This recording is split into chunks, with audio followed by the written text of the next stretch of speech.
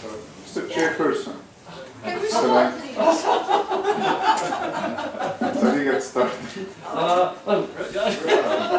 I think everybody who's here must be resilient enough to stay that late. So it's a segue to talk It's our pleasure to introduce Dr. Malouf. Dr. Malouf is a close friend, classmate, and my boss. He's the chairman of our department.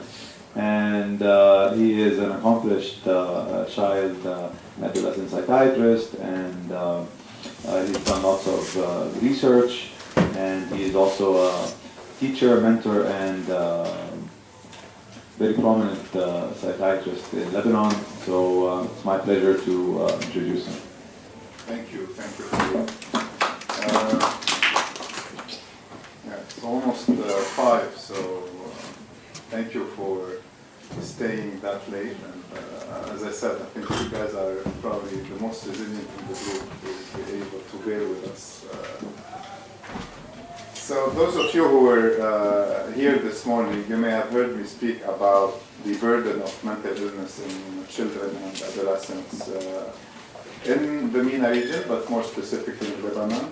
And I want to show again this slide where it tells you that 25% of Egyptians, and here it's adults, not kids, suffer from mental illness, and 25% of kids in Beirut suffer from mental illness.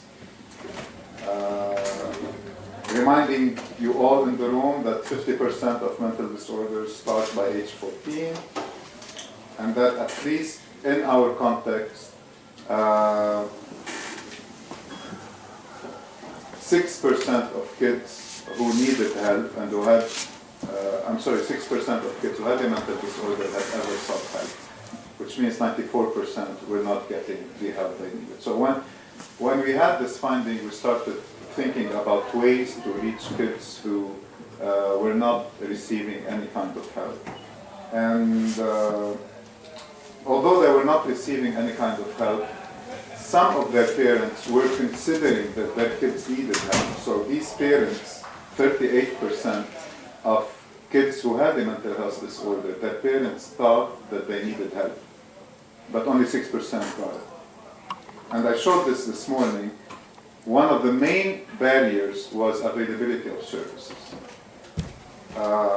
This is from the WHO, and this is in Lebanon. And you can tell in Lebanon, when it comes to child mental health services, we are around 3 child and adolescent psychiatrists in Lebanon, population of 4 million people, 5 million people with refugees. You have a lot of adults, not a lot, we have around 50 adult psychiatrists, 50, 60, some of them see kids. We don't have a specific child inpatient psychiatric unit. This is almost 10-year-old now, but at least according to this paper from the WHO, or this report, you have 10 outpatient mental health facilities, only 30% of them were open for kids. And you have 3% of all inpatient beds open for kids. So there is a shortage, and even when you as a parent wanted your child to see somebody, you couldn't because of availability, of the lack of availability of services. So, and then there was this whole movement of MH gap and bridging the gap, the treatment gap. And then we thought, why won't we reach kids where they are? And the natural environment where kids are is schools, right? And there was this, also timely paper by Dr. Patel about improving access to care for children and adolescents with mental health disorders. And it really describes how task shifting plays a role, how integrating mental health services within primary care clinics, and how really school mental health services can help bridge this gap. So, kids are at school, it's a natural environment, natural setting for them, they're there 8 hours a day, so we researched the literature, applied for a grant, and got lucky to be funded to conduct a study which is school-based, primarily looking at translating, validating, and testing an Australian intervention called the FRIENDS program. And it's a cognitive behavioral intervention given over 12 sessions, around 50 to 90 minutes long each. It was written in English, but it's been translated in other languages, and it's been tested in low-middle income countries as well, such as Brazil and Mexico. And it was endorsed by the WHO as, best practice for prevention of anxiety disorders. It comes in different versions, so you obviously have the version for the youngest and the older age group. We were interested primarily in testing the one that primarily targeted adolescents. So, and our target symptoms or symptoms of depression and anxiety in a sample of students attending middle school in Lebanon. Primarily, we're interested in grade 6 students.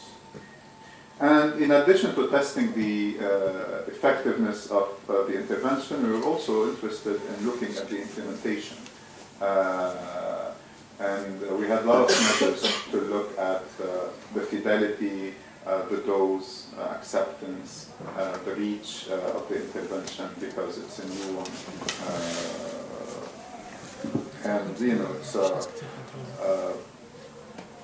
It's important when you translate and adapt an intervention to look at whether or not it's accepted by the parents, teachers, and students, and whether or not also there was fidelity, whether you were giving what the intervention is about.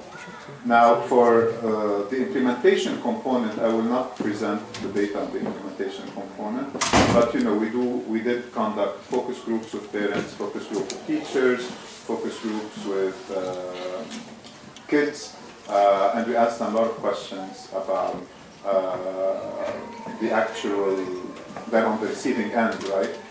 So the actual impact of the intervention.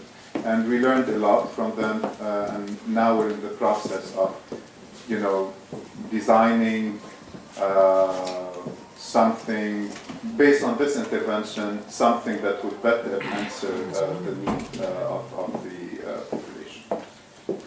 But let's focus on the effectiveness of this. So we partnered with colleagues from Harvard Medical School, and we were funded by the Global Health Department, Global Health Delivery Department at Harvard.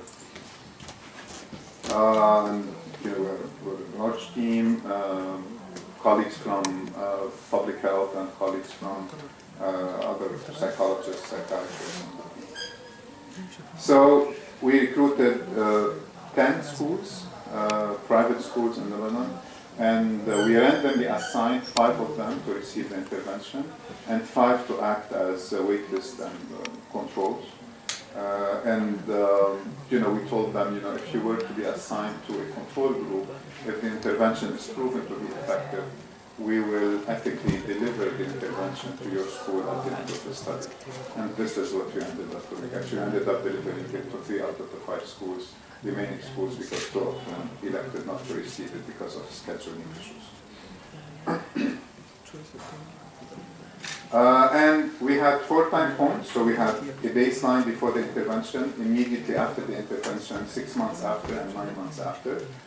I'll present some data immediately after the intervention, which luckily we got accepted 2 days ago in Prevention Science. So we've been working on this manuscript for the past several months, and now we're looking at the longer-term data. So I'll present some of the immediately after intervention data and some longer-term data as well. So we had self-report measures, and we had parental measures. So the kids filled out their own SDQ, MFQ, and SCARE. And again, MFQ because we're interested in depression specifically, scared for anxiety, and SDQ for general emotional symptoms and other hyperactivity and conduct symptoms. Excuse me. This is the actual workbook. I'm sorry, this is the manual for the leaders. So my friends use Skills for Life. These are the acronyms for the actual skills that the kids would learn during the intervention. F for feelings, R for relaxation, I for inner helpful thoughts, which is, challenging your cognitive distortions. Excuse me. E for problem solving, reward yourself, practice, do it every day. And this is our translation.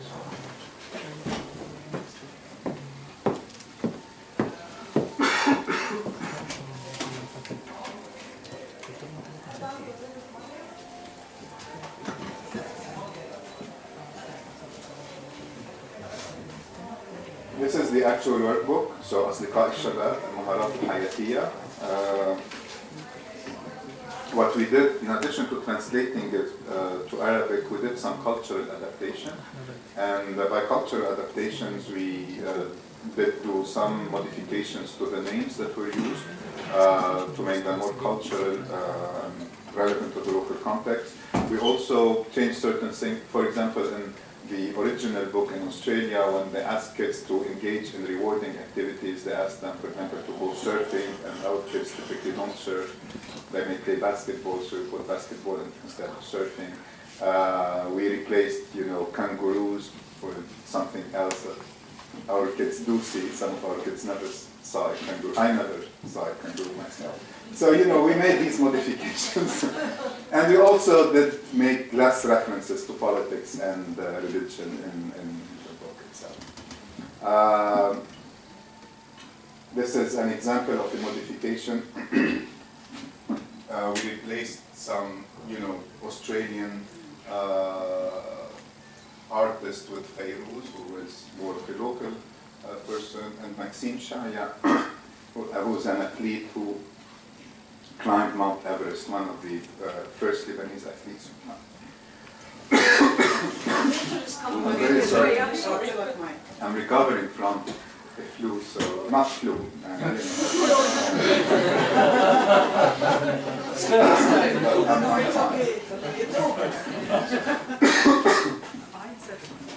Maïsiede is another unfun. So this is from the activity book. This is one of the lessons on recognizing emotions. So, for example, you divide kids in groups, and you show them, different facial expressions, and you ask them to match these different emotions in Arabic to the different facial expressions. And another activity was, for example, about regulating your emotions, and we give the example of the thermometer, and this is where kids learn, the intensity of their different emotions and where to intervene and use the coping skills before it becomes too late. This is another example of the actual CBT. So you have the situation in the middle, for example, حصلت على علامة منخفضة على امتحانك, and then you have the actual red thoughts using the traffic light analogy, and you have the green thoughts, and here are the red thoughts, and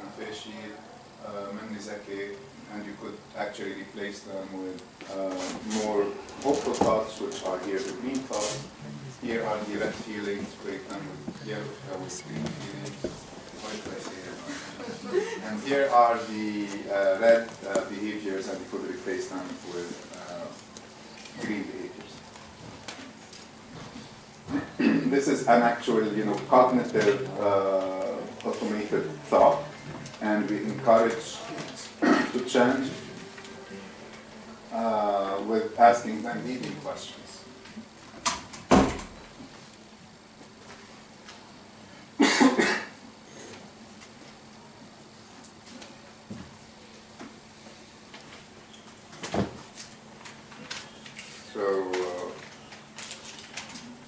can imagine, I have to say that actually we were the ones who delivered the intervention, not the teachers.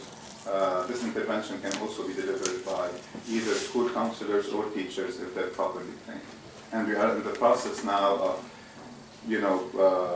doing the same intervention in a younger age group, but through the teacher. So we train them, they're delivering it, we observe, rate them, and give them feedback. This is the implementation team. This is me giving a session to the parents on orientation. As part of the program also, there are 2 parent sessions. I gave the first one, and we used it as a recruitment session also for the research study. This is, one of the trainers, and this is one of the classrooms. You could tell that, some of the schools that were so we excluded schools that have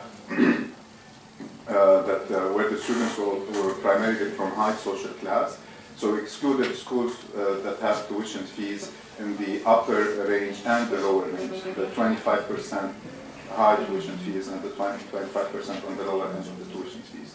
So these are schools where kids come primarily from low to low middle income class.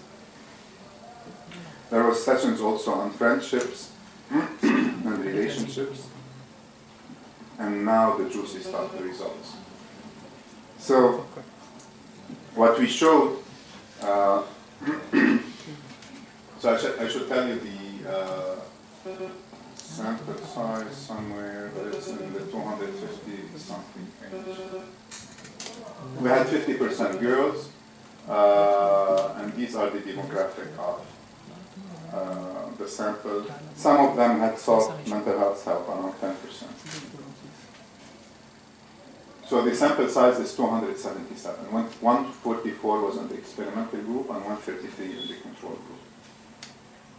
So the first outcome measure was SDQ emotional, and SDQ emotional really looks at emotional symptoms, combination of anxiety and depression.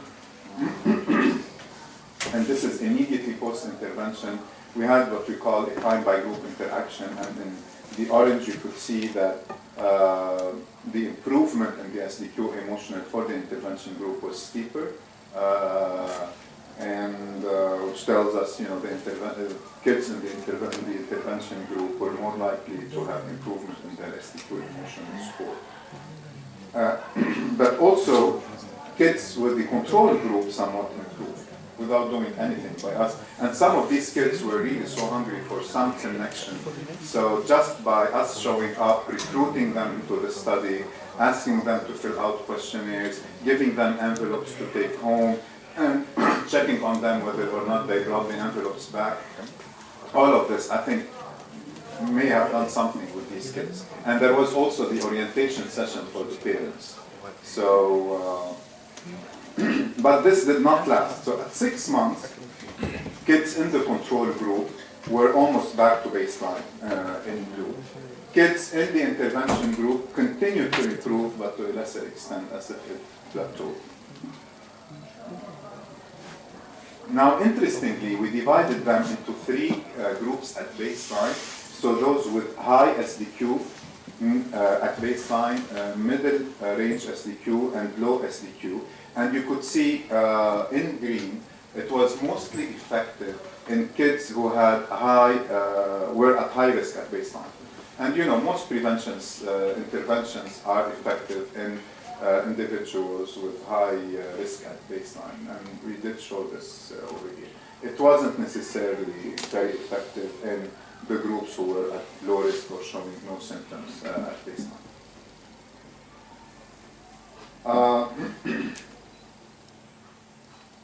And we showed this here as well. So if you look at anxiety at baseline and depressive symptoms at baseline, you see that those who had high anxiety versus those who had low anxiety at baseline, the difference was mainly in the high anxiety group rather than the low anxiety group when we divided them based on scared.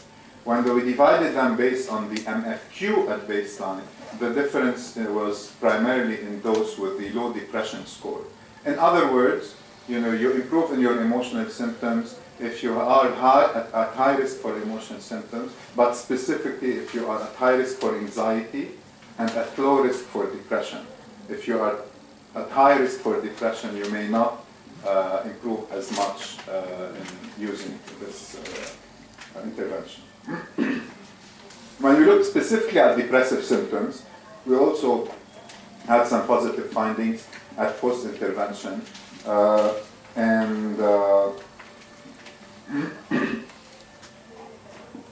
And when we looked at specifically anxiety symptoms, we had some gender interaction with gender.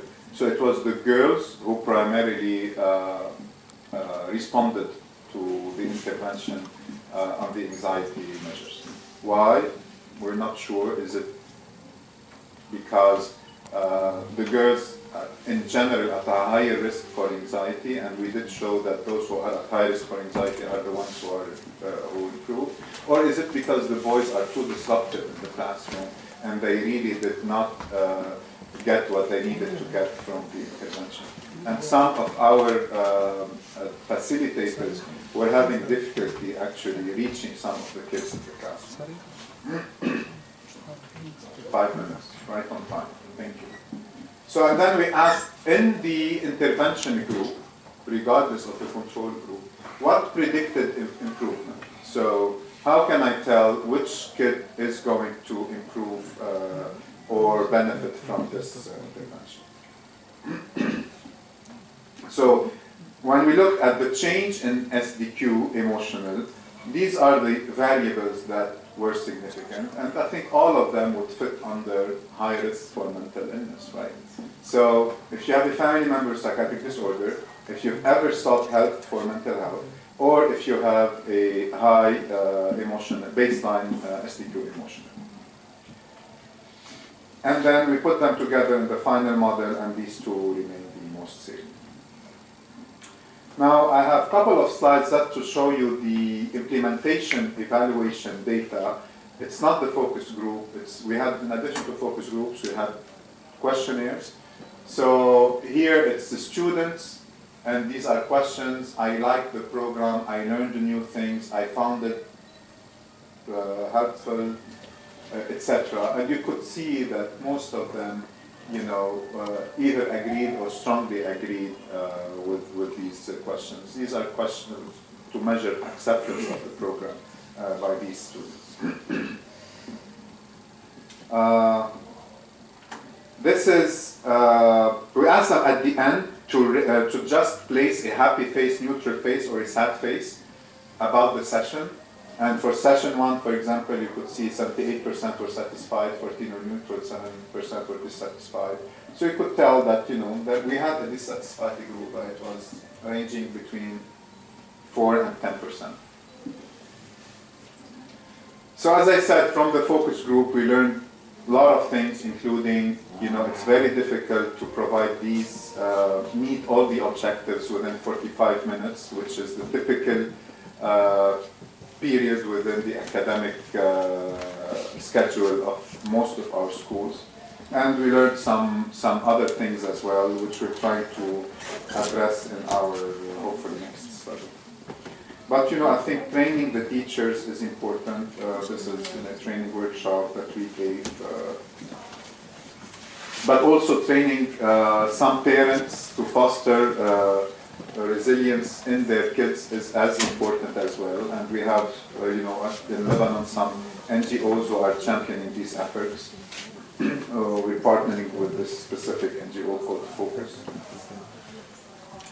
In this study as well, we're looking at cognitive measures as predictors. So we're testing these kids. I'm interested in cognitive measures. So we're testing these kids at baseline and allowing them to undergo the intervention, and we're going to see whether or not we can identify a profile that could predict or help you match specific kids to specific interventions.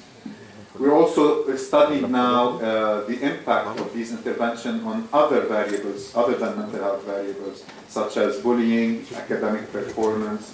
Does it mitigate risk of screens, for example? So I conclude by saying that there is a high burden of mental health disorders in adolescents in Lebanon and the Arab region. There is a wide treatment gap. School-based interventions offer a promising way to bridge this gap. Not all kids respond equally, so be aware that if the kid is very depressed, he or she may not respond. And maybe resilience building goes beyond improving psychiatric symptoms, and it would improve your overall functioning in general. Thank you.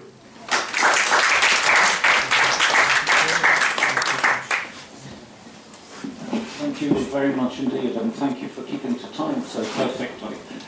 Even though we're running late, that allows us to not run any later.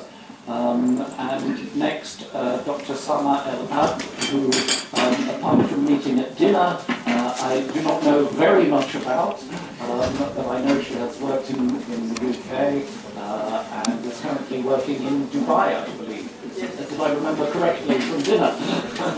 So I'm sorry not to give you a more lengthy introduction, but we're going to continue on the same theme of mental health in schools. And if there's anything relevant for you to add, Dr. Sama, please do further introductions.